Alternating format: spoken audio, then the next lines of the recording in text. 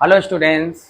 तो आज हम लोग अकाउंटिंग रेशियो का एक इम्पोर्टेंट क्वेश्चन करने जा रहे हैं। ठीक है, यह क्वेश्चन बहुत सारे एग्जाम में पूछते हैं, चाहे वो क्लास 12 का एग्ज़ाम हो या ले लो ग्रेजुएशन में। ठीक है, तो ये बहुत ही इंपॉर्टेंट क्वेश्चन है। इस क्वेश्चन को हम सॉल्व करते हैं। ठीक है, तो सबसे पहले क्वेश्चन पढ़ते हैं। X limited has a current ratio of 4.5:1। ठीक है, हमारे पास करेंट रेशियो क्या है? 4.5:1। एंड एसिड टेस्ट रेशियो हमारा कितना है? 3:1। एसिड टेस्ट रेशियो हमारा दिया है 3:1। इफ इट्स इन्वेंट्री इज ₹12,000 और इन्वेंट्री कितना है? 12,000। तो find out its current liabilities. आपको क्या फाइंड आउट करना है? Current liabilities. तो सबसे पहले स्टूडेंट्स, करंट रेशियो क्या होता है? करंट रेशियो का फॉर्मूला होता है current assets divided by current liabilities. ठीक है, और करंट एसेट्स क्या होता है और करंट लायबिलिटीज क्या होता है? तो करंट एसेट्स का मतलब those assets that are consumed और सोल्ड और realised in cash within 1 year, वो आपका क्या कहलाएगा? करंट एसेट्स कहलाएगा। ठीक है, करंट एसेट्स का मतलब जो 1 साल के अंदर यानी कि विद इन 1 ईयर कैश में रियलाइज होगा, वो तुम्हारा क्या कहलाएगा? करंट एसेट्स हो जाएगा। या विद इन 1 ईयर जिस एसेट्स को हम सोल्ड कर दें, जिसका कंजम्पशन कर ले, या जो जिससे हम कैश में कन्वर्ट कर ले, वो हमारा कौन सा एसेट होगा? Current assets. जैसे स्टॉक या inventory, debtor, bill receivable, trade receivable, cash in hand, cash at bank, prepaid expense, ये सब तुम्हारा क्या है? करंट एसेट्स है। ठीक है, और भी बहुत सारे होंगे। आउटस्टैंडिंग इनकम, ये भी आपका क्या है? करंट एसेट्स है। ठीक है ना, करंट एटसेट्रा दे दो।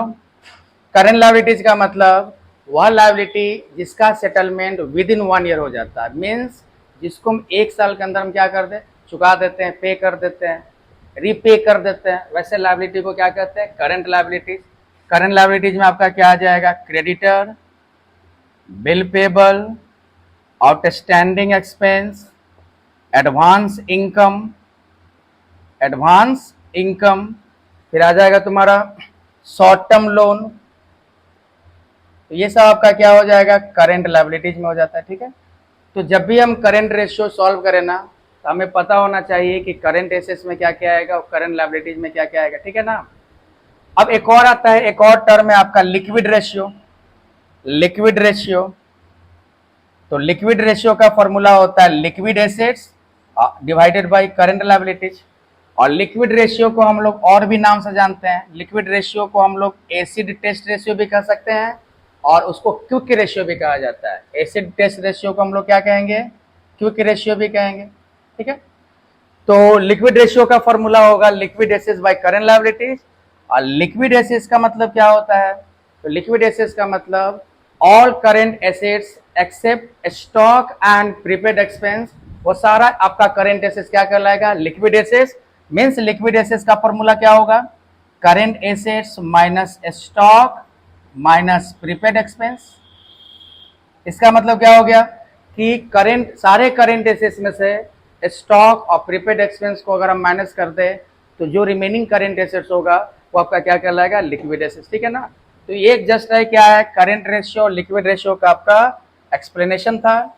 ये तो पता ही होगा कि करंट रेशियो का आइडियल रेशियो क्या होता है? 2:1। और लिक्विड रेशियो का आइडियल रेशियो क्या होता है? 1:1। ठीक है, अब हम लोग आते हैं इस क्वेश्चन पे।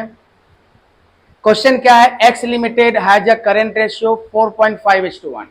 तो एक चीज बता रहे हैं कि अगर आप इस तरह का क्वेश्चन देखो ना, तो स्टार्टिंग से ही सॉल्व करना शुरू कर दो। स्टार्टिंग से ही हमारा क्या है? करंट रेशियो दिया है, तो करंट रेशियो दिया है तो पहले इसको सॉल्व करते हैं। करंट रेशियो का क्या फॉर्मूला होगा? Current assets by current liability. देखो, करंट रेशियो का formula current assets by current liabilities. और करंट रेशियो हमारा कितना दिया है? 4.5:1। इस टू का मतलब फ्रैक्शन होता है ना, जैसे हम लोग जानते हैं A:B, ये आपका क्या हुआ? रेशियो हो गया। रेशियो कुछ नहीं होता है, रेशियो क्या आपका? 2 नंबर का फ्रैक्शन, यानी कि A:B को हम क्या लिख सकते हैं? A/B। ठीक है, तो कोई भी सेम यूनिट का 2 नंबर को एक फ्रैक्शन में दिखाना क्या कहलाएगा? रेशियो कहलाएगा। तो 4.5:1 को क्या लिख दिए? 4.5/1 और करेंट एसेट्स क्या है हमारे पास, तो करेंट एसेट्स देखो दिया है क्या, नहीं दिया है तो रहने देते हैं करेंट एसेट्स। और करंट लायबिलिटीज भी दिया है क्या, नहीं दिया है तो करंट लायबिलिटीज भी रहने देते हैं। अब इसको क्रॉस मल्टीप्लीकेशन कर दो, तो current assets into 1 current assets और 4.5 इंटू करंट लायबिलिटीज, इसको एक इक्वेशन बना देते हैं। ओके, तो हमने करंट रेशियो को सॉल्व कर लिया, एक इक्वेशन बना दिया कि करंट एसेट्स क्या है, तो करंट लायबिलिटीज का 4.5 टाइम्स, यानी कि current assets equal 4.5 into current liabilities. Next है हमारा acid test ratio. Acid test ratio को हम लोग क्या कहते हैं, लिक्विड रेशियो भी कहते हैं।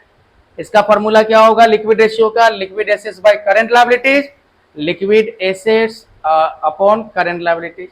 अब लिक्विड रेशियो देखो कितना है, लिक्विड रेशियो 3:1, मतलब कि 3/1। और लिक्विड एसेट्स आपका नहीं दिया है, रहने देते हैं। करंट लायबिलिटीज भी तो नहीं दिया है ना, इसको भी रहने देते हैं। अब इसका हम क्रॉस मल्टीप्लीकेशन करेंगे, तो liquid assets into 1 liquid assets और 3 इंटू करंट लायबिलिटीज। ठीक है, अब कितने स्टूडेंट्स क्या होते हैं ना, यहां तक तो आ जाते हैं, उसके बाद फंस जाते हैं।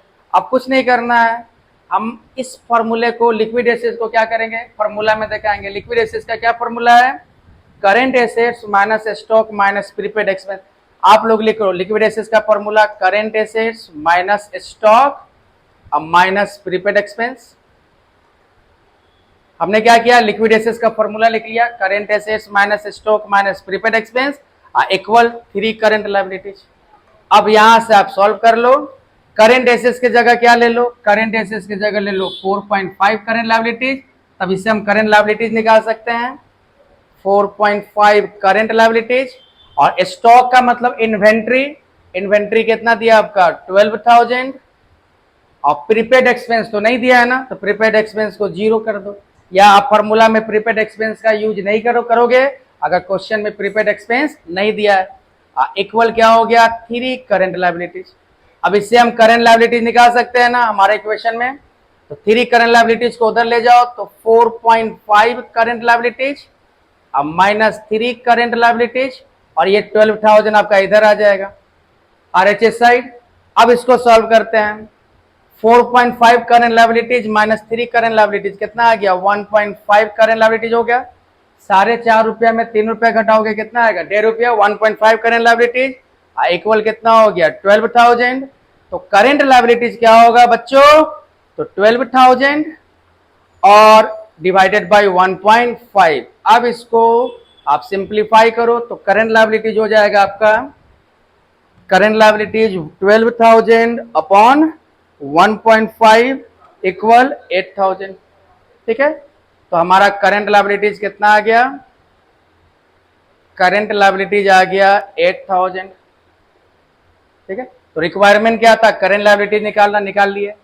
अगर क्वेश्चन में दे देता है कि करंट एसेट्स भी निकालिए, तो करंट एसेट्स कैसे निकालेंगे, हालांकि इस क्वेश्चन में रिक्वायरमेंट नहीं है करंट एसेट्स निकालने का, लेकिन अगर दे दे करंट एसेट्स निकालना, तो कैसे निकालोगे, तो इस इक्वेशन से निकाल सकते हैं। क्या इस इक्वेशन से होगा, तो from first current assets equal 4.5 current liabilities, current assets equal 4.5 current liabilities, और यहां पे इसको सॉल्व कर लो, current assets 4.5 into current liabilities हमारा कितना आया है 8,000।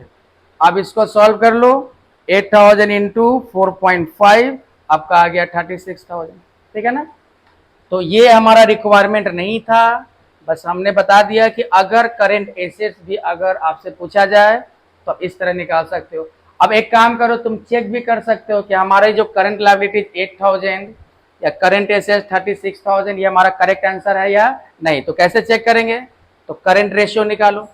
करंट रेशियो का फॉर्मूला होगा current assets by current liabilities, और we have current assets 36,000 and current liabilities 8,000। अब इसको हम सिंप्लीफाई करते हैं, आपका हो गया 30 कैंसिल, 36/8 आया। देखो तो 4 से कटेगा ना, 4 से 2 बार में और 9 बार में, यानी कि 9/2। इसको क्या लिख सकते हैं 4.5:1। हमारा करंट रेशियो क्या है 4.5:1। इसका मतलब कि हमारा रिजल्ट सही है, हमारा आंसर सही है। तो क्वेश्चन में रिक्वायरमेंट क्या था, करंट लायबिलिटीज, हमारा करंट लायबिलिटीज कितना आ गया 8,000 तो बच्चों समझ गए ना, तो करेंट लायबिलिटीज हमारा आ गया 8000, ठीक है। इसको आप लोग देख लोगे अच्छे से।